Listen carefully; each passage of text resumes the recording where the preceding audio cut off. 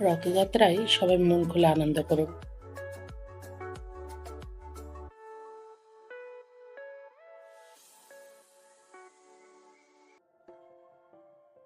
নমস্কার, hi everyone.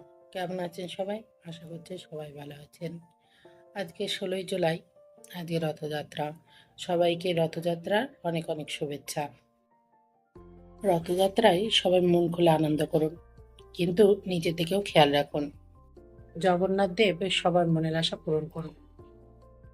আপনাদের সঙ্গে গল্প করে খানিকক্ষণ ওই জায়গায় বসেছিলাম, বাইরের লোক দেখছিলাম। আজকে যেহেতু রথযাত্রা, সবাই কত সুন্দর নতুন নতুন জামা পরে রথ তৈরি করছে।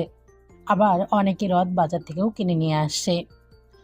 তো দেখলাম বাবু বাড়ি চলে এসেছে, তাই বাড়ির চিড়ে আর গুড় ছিল, চিড়ে গুড়ই দিয়েছিলাম। কারণ কাল রাত্রে ভাত বেশি হয়ে গেছিল, জল দিয়ে রেখেছি ভাতে। সকালবেলা পান্তা খাবো তাই। আর আমার পান্তা খেতে প্রচণ্ড ভালো লাগে। সেদিন পায়ে একটু গুঁতো লেগেছিল, জানি না কি হয়েছে, আমি পাটার পরে খেয়াল করিনি। কিন্তু আজকে একটু ব্যথা লাগাই দেখি ওপরের নখটা আস্তে আস্তে কেমন সাদা হয়ে গেছে। তাই একটু দেখছিলাম। যেহেতু ডায়েটে আছি, পান্তা খাওয়া যাবে কিনা আমি স্যারের কাছে শুনিনি। তবে কি করব বলুন, পান্তা খেতে তো ভালোই লাগে। ওই জন্য একদিন একটু অল্প করে খাবো। আর আজকে নিরামিষ ছিল বলে পেঁয়াজ টিয়াজ কিছুই নিইনি, জাস্ট আলু ভাজা আর কাঁচা লঙ্কা, শুকনো লঙ্কা। আমি পান্তা ভাত খেতে খুবই পছন্দ করি, আমার খুবই ভালো লাগে পান্তা ভাত খেতে।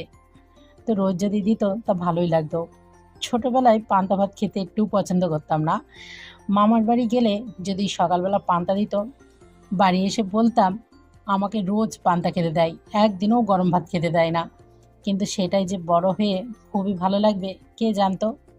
এখন তো এটা রোজ দিলেও আমি না করব না, প্রত্যেক দিনই খেতে ইচ্ছে করে নতুন নতুন আইটেম দিয়ে।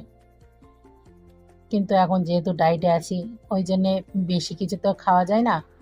কিন্তু এই পান্তাটা আজ দেখে লোভ সামলাতে পারলাম না।